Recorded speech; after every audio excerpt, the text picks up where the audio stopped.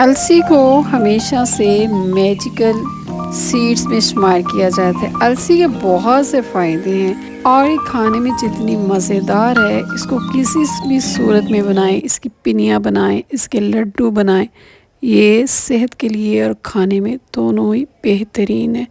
अस्सलाम वालेकुम, कैसे हैं आप? उम्मीद है बहुत ज़्यादा अच्छे होंगे।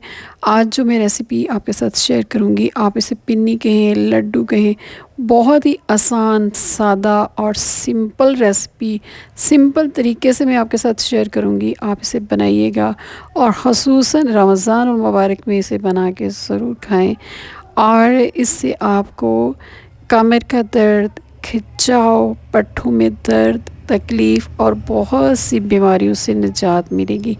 बनाएंगे इसे हम बग़ैर चीनी के, बग़ैर गुड़ के और इसके लिए इस्तेमाल करेंगे हम बाज़ार में बहुत आसानी से मिल जाने वाली खजूर। और ये खजूर बहुत बेहतरीन खजूर है। इसके अंदर जो गुठली है बहुत बारीक सी, हल्की सी गुठली है और इसी खजूर के साथ ये मैं बनाऊंगी। तो चलिए शुरू करते हैं। बिस्मिल्लाहिर्रहमानिर्रहीम।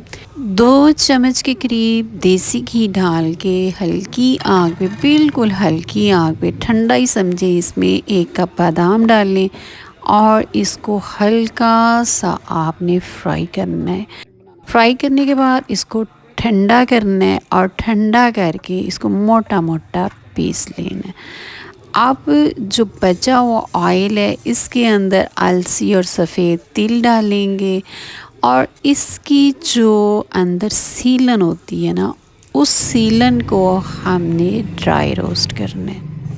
इसको पकाना नहीं है, फुलाना नहीं है, बड़े ही आराम से हल्के हाथों के साथ हल्की आग पे आपने इसको ड्राई करना है।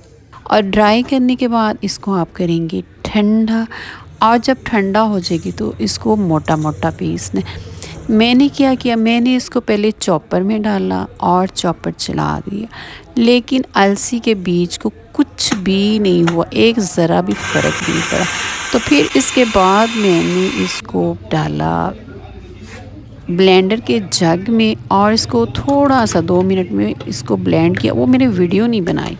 तो ब्लेंडर में ये बड़ा अच्छे तरीके से ना ग्राइंड हो गया।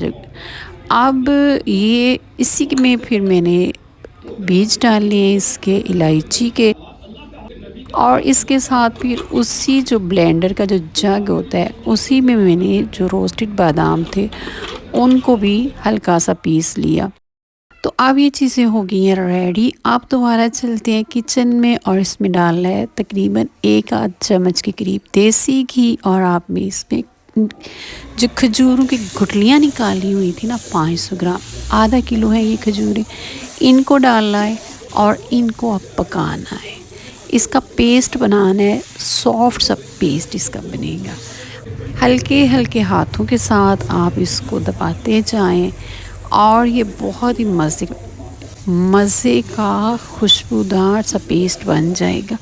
चीनी इसमें हम डालेंगे नहीं क्योंकि बग़ैर चीनी के बनेगी और वो लोग जो अपना वेट कम करना चाहते हैं उनके लिए भी ये बहुत ही बेहतरीन रेसिपी है।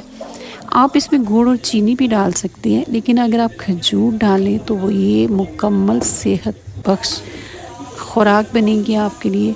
रसूल पाक सल्लल्लाहु अलैहि वसल्लम फरमाते हैं कि अगर आप सहरी में सिर्फ़ खजूर खा के रोज़ा रखते हैं तो आपको मुकम्मल ग़िज़ा मिलती है। खजूर एक मुकम्मल ग़िज़ा है। इस फाइन से पेस्ट के बाद इसमें ग्राइंड की हुई हमारे अलसी और तिल ने, इनको इसमें डाल दिए और आप इसको पकाना है अच्छे तरीके से। गरम गरम को आप निकाल लें और इस गरम गरम को आपने बग़ैर हाथों में ऑयल या कुछ भी लगाए, ग्रीस किए बगैर आप इसके बॉल्स बना लें। अब इसे आप लड्डू कहें या पिनिया कहें, ये बहुत ही मज़े का और बहुत इनर्जेटिक, यकीन करें कि अलसी के अंदर मछली से ज़्यादा ताकतवर होती है। वो लोग जो सुबह सुबह रोज़े के दौरान मल्टीविटामिन्स खाते हैं, अगर अफ्तार में या सहरी के टाइम बस एक ही इसका लड्डू या पिन्नी खा लें तो आप बेहतर फ़ील करेंगे। आपके कमर में का दर्द, आपके पट्ठों का खिंचाव और ख़ुसूसन पिंडलियों में जो दर्द होती है, उसके लिए बहुत ही बेहतरीन है। उम्मीद है आपको मेरी ये रेसिपी पसंद आएगी।